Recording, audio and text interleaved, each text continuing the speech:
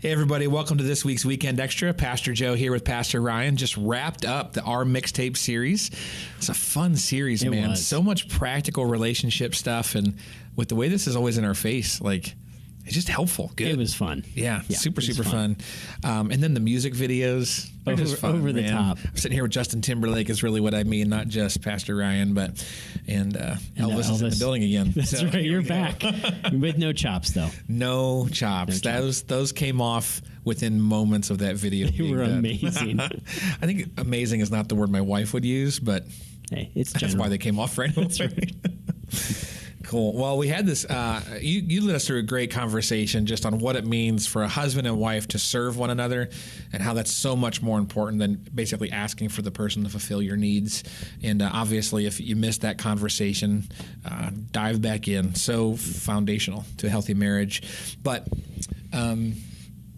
a lot of times in life, I think we can feel like, how could I possibly muster one more area of focus, or I don't know how to do what I know I'm supposed to do. Yep. And so regarding what you taught through tonight, where do we find the strength to kind of engage those types of things? Where do we kind of muster up the ability to serve in that way? That's an awesome question. I think if I had to like push play on the process, if I had a couple maybe sitting in front of me saying, we want to do this, where do we start?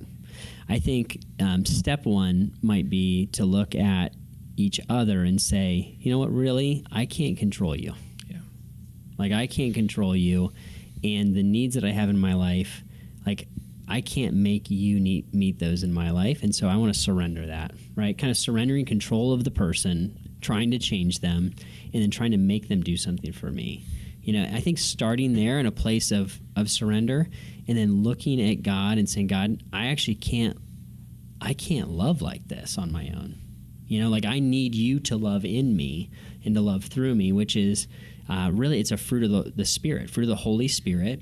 And what that means, right? Galatians 5:22-23, where the Holy Spirit comes and lives inside of a Christ follower, and he produces love, joy, peace, patience, things that are supernatural in it, right? A supernatural measure that I can love my spouse with that kind of supernatural love. And so recognizing, saying, God, by faith, I need you to change me. Yeah. Doesn't mean that we don't do anything in the process or be active in it, but as a starting point to say, hey, I can't control you.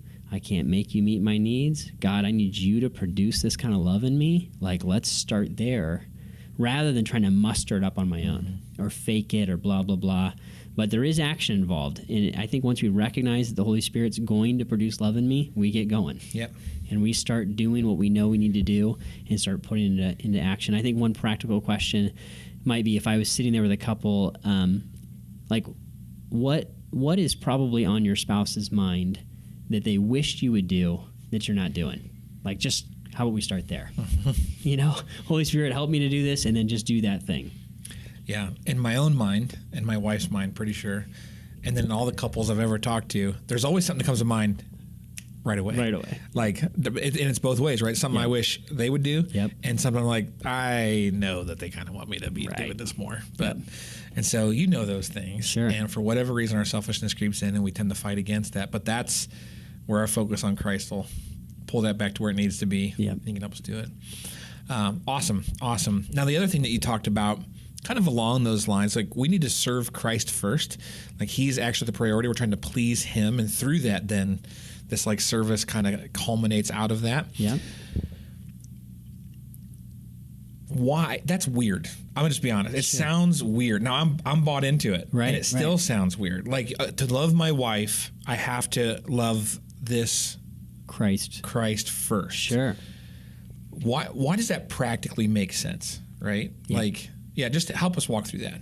Yeah, love that. I love that. It's a real question. Yeah. Right? Because you're thinking, shouldn't this just be easier? Like, shouldn't we just be able to love each other? And probably we should, but we're broken, fallen people. Yep. Right? And so to recognize in one practical, pretty real way, we would just, and we know this, that Jesus is Lord. And so our first priority is, of course, serving him in any area of our life. Mm-hmm. All right. Whether I want to please God first before my boss, please God first before my spouse, my friendships, any area.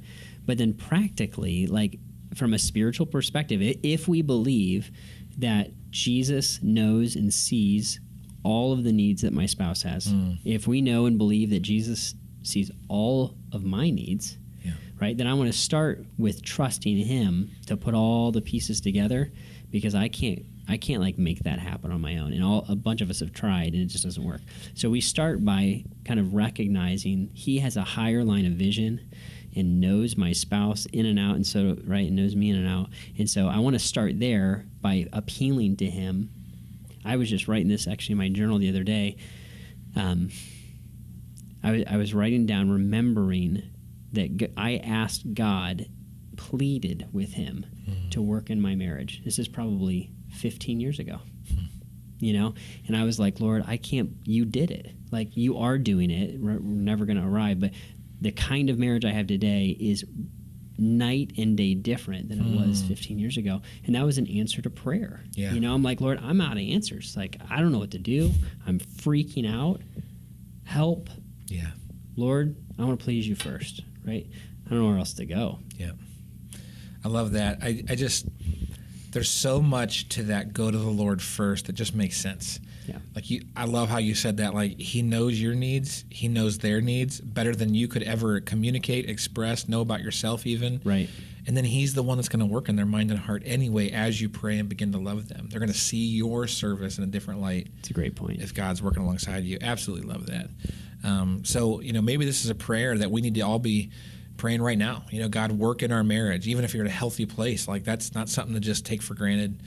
Let's lean into that. So kind of wherever you're at, if you're married, there's a lot of great practical things here to serve your spouse, to go to the Lord first and do those things. But even if you're like dating, or you're engaged, you have to start having those conversations now and seeing if you're willing to serve that person no matter what. And, even begin to explore, like, does that seem to be the mindset that your significant other has with you? And so take those things far.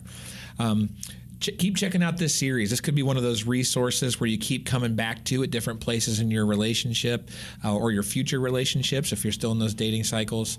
But, use it as a resource. Keep coming back to it. Let's continue to serve and help one another.